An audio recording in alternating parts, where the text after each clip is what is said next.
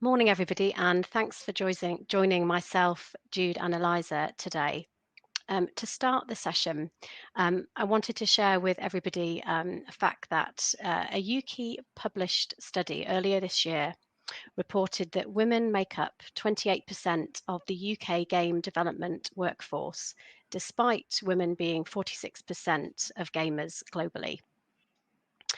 I'm Sarah Calverley, and I have worked in technology for around 15 years, currently working as a senior business manager at Amazon Web Services in our game tech team.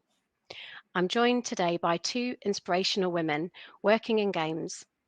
Eliza Ralph.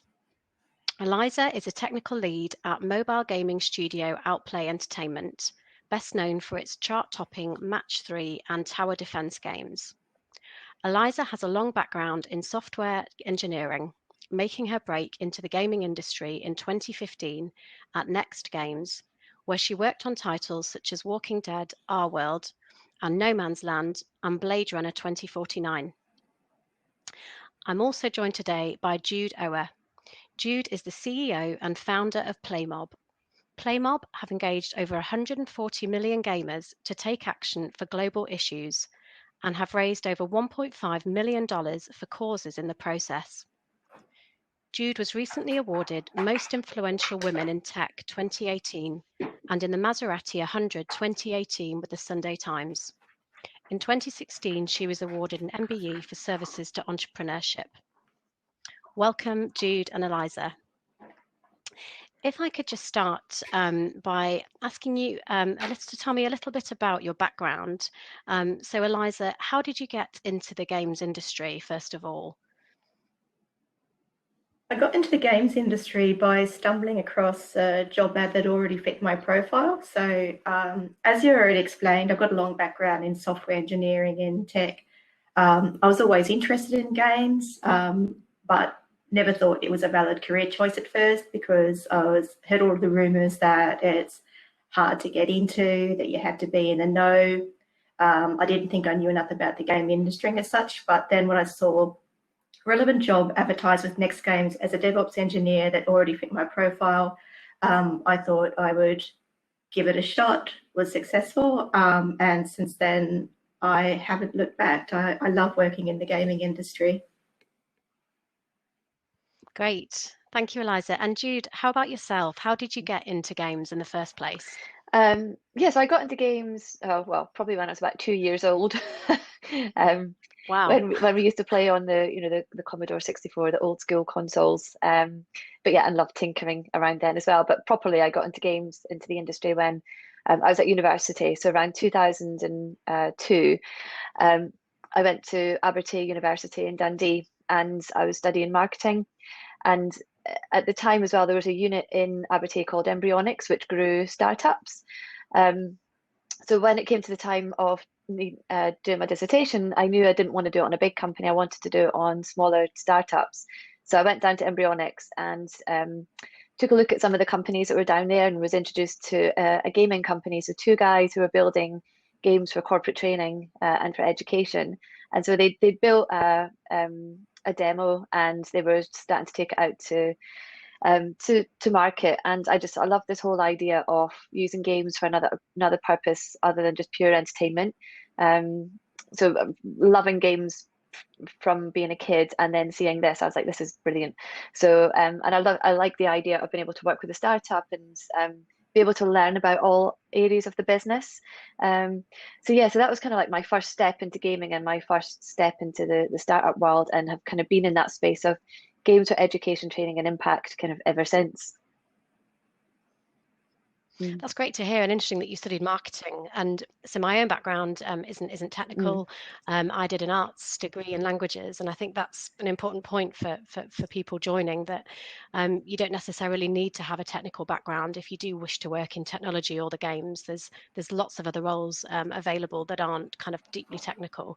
And also, in my experience, a lot of the technology can be learned if you're willing to kind of throw yourself into a new challenge.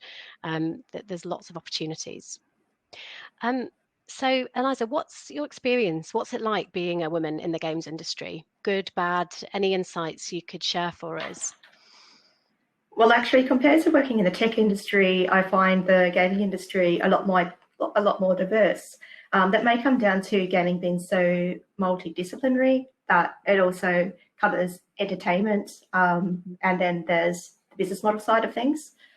What it's like to be a woman, I guess some of my personal experiences have been that sometimes I find that I have to adopt a more masculine-like behaviour in order to sometimes get my point across and to be understood. Because if I feel that I approach something in a more feminine way and what feels more natural to me, then I sometimes struggle to get that point noticed. I don't really like doing this, but I feel like it's just something that I need to do sometimes to survive.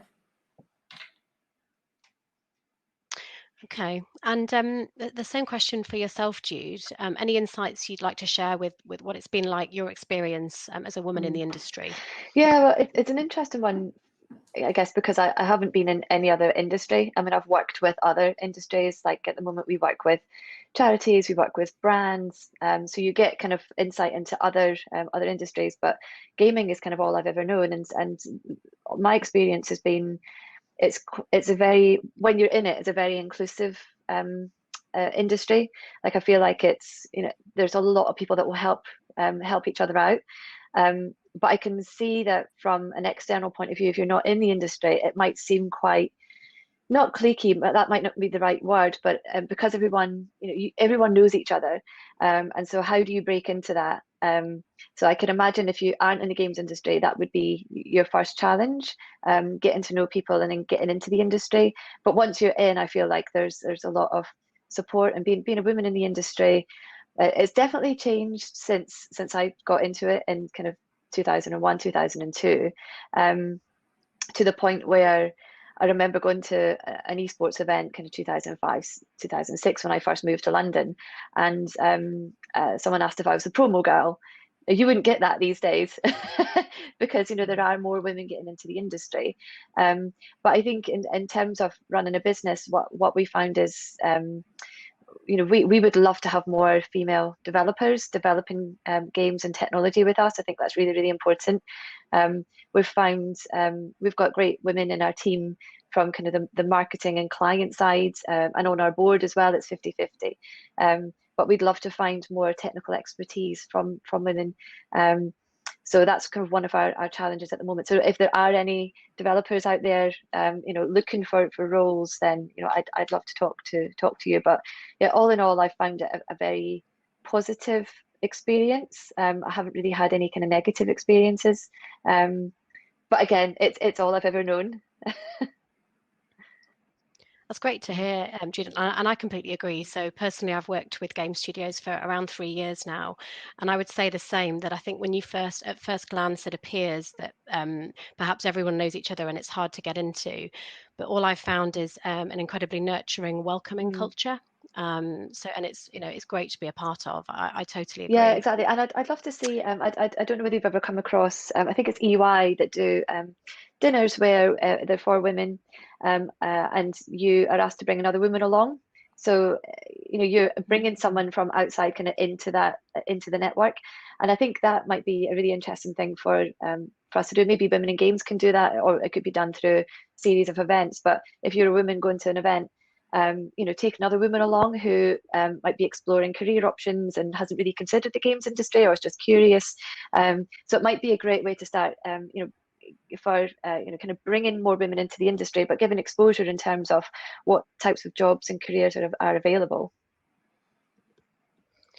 That's a great idea, and it kind of is a good segue into my next question, which is, what has helped you the most to succeed, that you would like to impart on others? So Eliza, if we start with yourself, would it be a role model or a mentor, or something that's really helped you to be able to succeed in your career? Firstly, I would say this goes back to my father being a strong role model when I was a child. He sat me down, he taught me how to use a computer. He was very supportive when it came to education. But throughout my life, just trying to take a fearless attitude towards things. I mean, I do have fears, but I try not let them to control my life, and there is nothing to gain if you don't put yourself out there. So being bold, Yeah. I totally agree. And then research has also shown that men have a tendency to exude more confidence when it comes to interviews, asking for pay raises, and those types of things. So that's why it's important to recognise as a woman that we have a tendency to not put ourselves out there in the same way, and it really pays off to work on your own self-confidence and try not to be so humble, to know how to float your own boat a bit more. And I think that's where a support network comes in, and organisations such as Women in Games, and having other people that are kind of supporting and championing what you're doing and your cause. Jude, would you like to add anything in terms of what's helped you the most that you would like to share with others? Yeah, so no, it's interesting hearing your experience, because I think like my mum was probably my role model. She was kind of the one that was into tech in the family, and made sure we had a computer when computers first came out, and we had the internet, and she's got that kind of science tech mind. So for me, that was just kind of normal growing up. So, but I think some things that have helped me have definitely been get a good mentor. Think about the things you want to learn or the things that you need, and put yourself out there and try and find someone that can fit that mold. So I had a mentor when I first moved to London, and he's one of our investors now, and we still talk. But he just gave me really good guidance around kind of trying to unlock your potential. So how to get yourself out of your own way, because there's a lot of things that can hold you back. And one of the exercises I remember he did with me was all around your fears. So he said, list out your fears, and then week on week we would have a call, and then we'd review the fears. And I remember having 10 things on my list, and he said you need more. So I went away and listed out about 100 things, and then each week we would go through them, and you'd go, not relevant, not relevant, no point in worrying about now, worry about it when it happens. And it was all about, there's no point in spending that energy worrying about stuff that may never ever happen. So just do what you can do today and do it really well. So I definitely think mentorship is really key. I think that network piece is so crucial as well. The more people you get to know, because you might not find your mentor straight away, but the more people you talk to, and you kind of then start to understand what you need, what you want, then people start introducing you to other people, and your network is so valuable. I think the other thing is like believe in yourself, like trust your gut. You'll get a lot of people trying to give you advice, and it's great to have mentors on board, and it's great to build up your network, but trust what your gut says, because you will get a lot of conflicting advice as you go through your journey, but stay true to what you believe in. I totally agree. Authenticity, I think, is super important. So at Amazon Web, about a year or so ago, we launched a program called Get IT.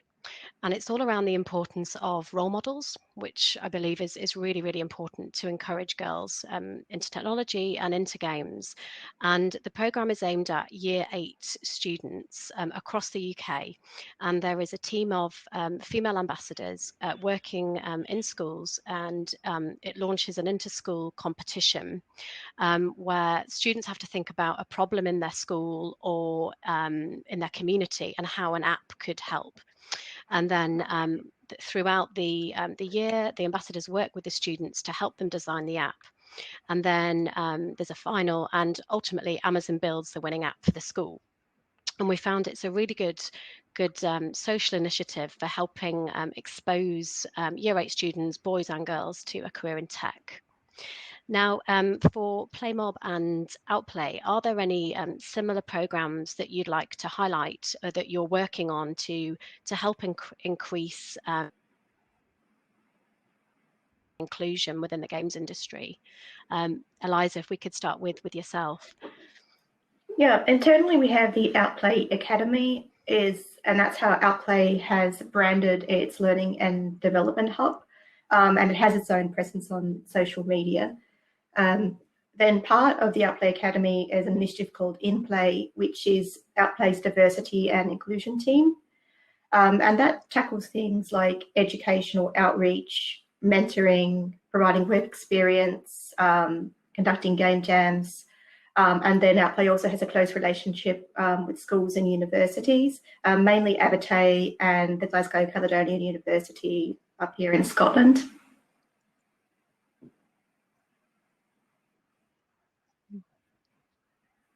That's interesting. So Abertay's cropped up for both of you. That's interesting to know. And any programs that you would like to highlight, Jude, that you're currently working on? Yeah, so as a business, there's more that we want to do. You know, especially engaging kind of younger audiences, younger kids in terms of tech and gaming and impact. But we do quite a bit with our clients at the moment around. I mean, all of our initiatives are all around impact. So one of our big clients is we work with Dove around self-esteem issues, and that's looking at kind of the a teenage demographic, and we're using playables in order to raise awareness of body image issues, about teasing and bullying, about media and celebrity. So we then roll out the playable through existing mobile games, and that's how we reach our audiences. But this whole process has gone through a big academic study. So we spent about a year working with the university to look at control groups and looking at how impactful this was in comparison to going into schools to do workshops, or they also work with the Girl Guides and the Scouts. And so this was really kind of one of their first tests in how they can scale up and do more digitally and use gaming as a tool to reach young lives. And it came out as being really highly effective. So but now we're moving to the point of rolling out to another 10, potentially 20 countries. So taking the same game, localizing it, and then rolling it out to mobile games that are within those regions. So yeah, it's a really interesting program, being able to see that we've got a model now of being able to track a life reached as well, so we can see the impact happening, which is brilliant. So now Dove can really scale up the number of lives that they want to reach in the next 5 years. And we're looking at other organisations that want to do similar studies around self-esteem. But yeah, I mean, as Playmob, one of the things that we've been looking at is how we've done a few things kind of going into schools, and we get the kids to play the games that we've built. So things like we've got games around protecting the oceans and plastics and climate, and the self-esteem game as well. And we get them to play, and then they talk about the issues, but they also talk about the games industry as well. So we're kind of coming at it from a different angle, and showing them that games could be used for another purpose, getting them to talk about the issues within the games, but also then talking about the wider industry. But one thing we've been talking about is how we do more of these and do them online. And that could be doing something like, talking about ocean issues and bringing in an expert like Sylvia Earle to talk about it, and then opening it up as a webinar so that kids from all over can take part and learn about the game, learn about the topic, and then naturally they want to ask a lot of questions about the industry too. So it's something we've been planning. We haven't done any yet. So yeah, it's something that we'd like to do. It's really interesting, Jude. When I was working as the ambassador for the Get IT with the Year 8 students, so many times one of the ideas was a game. So it shows how, I guess, how relevant games are for Year 8 students. And also with what you were saying, so many times the environment came up. So it was how can Year 8 students raise awareness of environmental issues, but also gamify. So it sounds like definitely. There's a lot of synergies there. My next question is my own personal interest as to why there is a low number of women who choose to work in games from a young age. And I'm interested in both of your thoughts around this. Do you feel like it's a lack of exposure? They're just simply not exposed to games or technology? Or is it something else? Is it a lack of encouragement if there is an interest and it's just kind of, said, oh no, that's not something you should do? But Eliza, what do you think as to some of the reasons why there are few I can only really interested reflect in on games? the tech side of things because that's all I really know. But one thing I have found from graduates going through school that have studied computer science or programming is that once they graduate, they tend to want to aim towards more social jobs because there's this preconception that programming is more of a, something you do in isolation, that it's not very people focused. But from my personal experience, there certainly is a lot of interaction working with other people as a programmer, especially when you get to a lead role, because you're constantly working with stakeholders and various customers, and you certainly need to engage your stakeholders when it comes to building a product that they want to love and want to use. But still, how to address that preconception that programming is somehow not a social job, I'm not really sure. Then, like we've already touched upon, that the gaming industry can be seen as inclusive, that you need to be in the know, that may also deter people from entering the industry. And there still is the notion with older generations that working in games is not a real job. So there might not be the encouragement coming from the older generation into considering it as a valid career choice. Too much fun to be a real job. I think that's why it's so important to have these types of talks, to dispel some of the myths that you alluded to around it's not very sociable. And I think it's important that we kind of have that conversation so that people aren't closing off doors before they've even had the opportunity to consider the career. And same question to you, Jude. What do you feel is some of the reasons why there's perhaps less of an interest I think it's just kind of at a young lack age? of awareness of the types of roles that are available. And I almost kind of want there to be like a big kind of campaign where, I mean, the UK government is great at kind of showcasing entrepreneurs, and, you'll see kind of billboards in airports and all around of kind of, highlighting entrepreneurs and a little bit about their story. And, imagine being able to do this and, select all the different types of roles that there are available within the games industry, and do a big campaign to show what type of job you can do. But I definitely think, I think in terms of the Get IT program that you guys run, I think it's really important to start with what's the product, what's the outcome, because that's what gets kids excited, and then start to break it down into the types of roles that you can play. And then, because there's everything from, the business side, sales, marketing, design, production, project management, there's all the technical skills, artists. So I just think there's so much that I think is just unknown. So I think just to be able to kind of talk about that and show what's available, I think would be really, really powerful. I think that's the biggest issue. I think that's what we recognise with the Get IT programme, is that to really start the conversation young, kind of at year 8, when you're starting to think about your career when you're 12 or 13 as to what you might wish to study. So you've got kind of an early opportunity for exposure into something else. Yeah.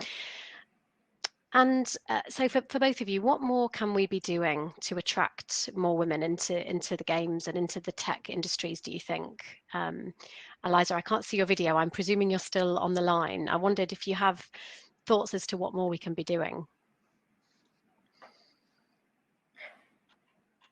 As I'm currently hiring for a number of technical roles, I'm frankly not seeing the female candidates coming through.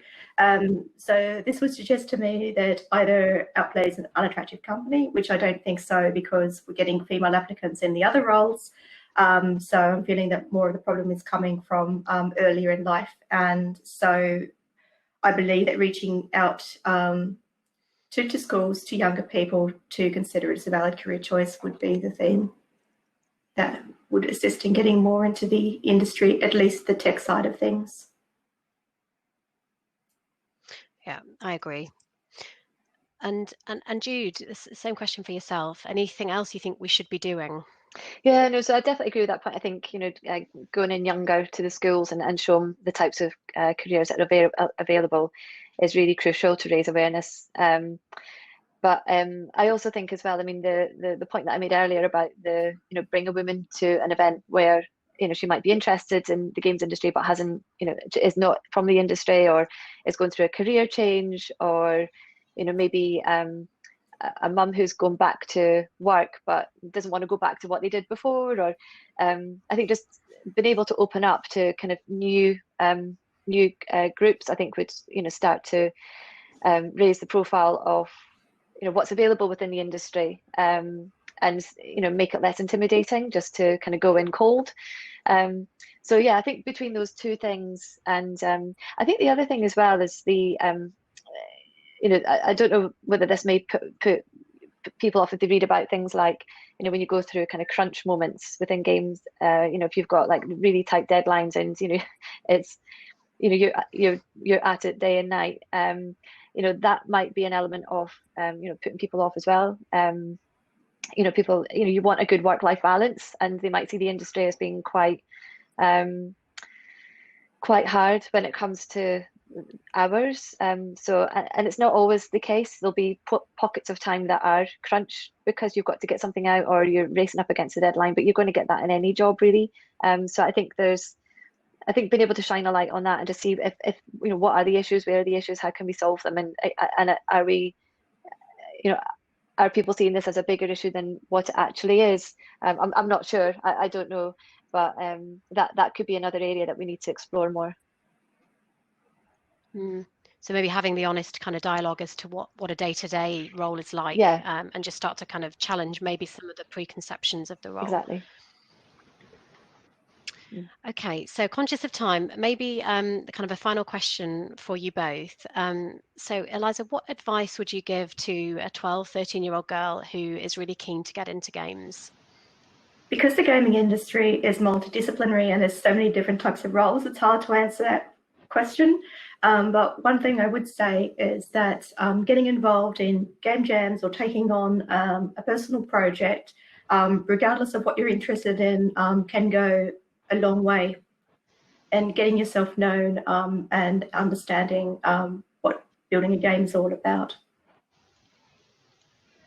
Yeah, I love that. And as far as the tech side of things go, I went down the path of studying a degree, but of course that's not the only way. There's a lot of great resources out there nowadays to become self-taught, and again, being self-taught backed up with getting involved in personal projects is a good way to skill up. Having the experience, I totally agree. Yeah. Thank you, Eliza, and Jude, for yourself. Yeah, no, definitely. I think game jams are a really good way for everyone to get involved, but especially for kind of 12, 13-year-olds, if schools could organise game jams, or even if there was online resources for kids to self-organise their own game jams. I mean, my nephew created a little group of I think there's about 4 or 5 of them, where they were coming up with different characters and game ideas, and one of them was learning how to code, and one of them really liked the design side, so they'd almost kind of self-created this little team. But maybe there's more advice on how you can do that, and the different skills that are needed to be able to build a game. Because there's online platforms that could be used to build, and they could use things like Scratch to learn and build as well. So I think it's just making it known what's there, and then what's entailed to build a game, and then letting kids have some fun with it as well. And I think that's the key thing as well, is it's about having fun, because they're creating really fun things up for other people to play. So yeah, integrating that as part of the school or outside of school activity, I think would be really, really valuable. Okay. I totally agree. It's having the opportunity and the exposure. So we're coming up to the hour. I just wanted to thank you both, Eliza and Jude, for the panel, and I think it's now over for some questions. Yes, really love that. Thank you, all of you. So we're a few questions through. We are going to run out of time, so I won't gather all of them, but they are all in the chat if you can go through. So I'll pick out a couple. Amanda Carrington asks, there's a lot of initiatives to get women into games. What are your thoughts on actually retaining women in games? Who wants to take that first, Jude? Yeah, no, I think it's a question. Yeah, it's a good one, because we often think about how to get more women into the industry, but how do we make sure we keep them here? And I think it is about everyone supporting each other, making it inclusive, making having a good work-life balance, making it a great place to work. And I think organisations have to think about how they all contribute to that, and each employee has to think about how they contribute to that as well, to make it inclusive for everyone. But even things like childcare and this is not just for women, this is for men as well, for all parents. You know, what childcare is on offer, and just make it as, I think, make it as inclusive, helpful, supportive, and yeah, open as possible. But yeah, so I think it comes from everyone in the industry and all the organisations that are within it as well. Sarah?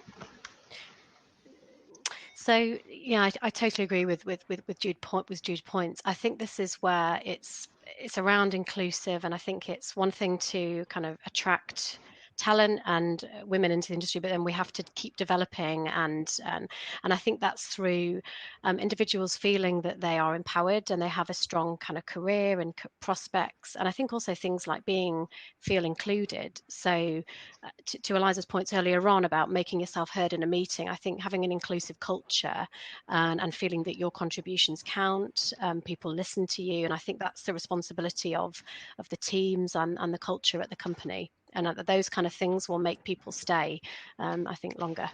Liza, any final points to add? I mostly agree with what's been said so far. It's just now sparked my interest to know if there's any statistics on women leaving the industry for others. But then I think I noticed a question around that point. I'm not sure if you're going to read it, Gemma. It was something regarding Yeah, there's a question from moving back to tech. That's it, Emma, was have you ever any of you ever felt it's too much to be a woman in the games industry and wanted to switch to a regular tech industry? I honestly have felt that at times. Reflecting back on the situation at the times, I think it was more down to the company culture that was grating on me rather than the games industry itself. Okay, that's a fair point. So we're over our time now. There are a couple of other questions in there, so please go into the chat and have a look at those, and you can reply on there. But thank you all for your time. Really appreciated that, and hope you enjoy the rest of the conference.